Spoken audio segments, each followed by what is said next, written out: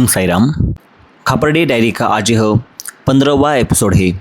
12 दिसंबर 1911। दादा साहेब जी लिखते हैं कि आज प्रातःकाल मैं और भीष्म यह समझकर बहुत जल्दी उठ गए कि काकड़ आरती का समय हो गया है, परंतु बाद में ज्ञात हुआ कि हम आरती से लगभग 1 घंटा पहले ही उठ गए थे। कुछ समय बाद मेघा आया और हम सभी आरती में सम्मिलित हुए। आरती के पश्चात मैंने प्रार्थना की और साईं बाबा के बाहर निकलने की प्रतीक्षा करने लगा। मैंने उनके बाहर जाते समय और फिर लौटते समय दर्शन किए। इस बीच मैंने गोखले के भजन सुने, वे अत्यंत मधुर गाते थे। दोपहर के भोजन में कुछ विलंब हुआ क्योंकि मेघा को पूजा के लिए बेलपत्र पास में नहीं मिले और उन्हें दूर जाकर लाना पड़ा। इस कारण दोपहर की पूजा लगभग 1:30 बजे संपन्न हुई।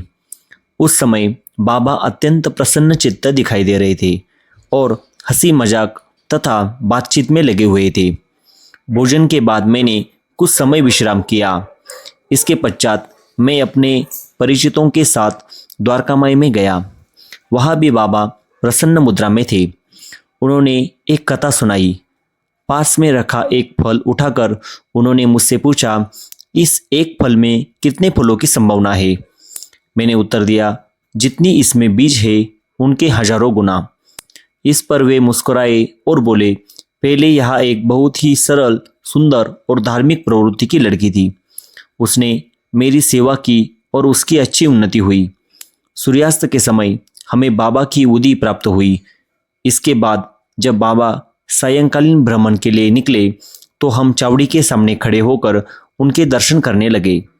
दर्शन के पश्चात जब हम अपने निवास स्थान लौटे तो वहाँ भीष्म, गोखले भाई और दीक्षित नामक एक युवा के साथ बैठकर भजन सुनते रहे। माधवराव देशपांडे और उपासनी महाराज भी इस कार्यक्रम में उपस्थित थे। इस प्रकार संध्या का समय अत्यंत आनंद और भक्ति के वातावरण में व्यतीत हुआ। खापरडे डायरी की अगली कहानी लेकर हम फिर मिलेंगे हमारे अगले वीडियो में। तब तक के लिए ओम साईराम।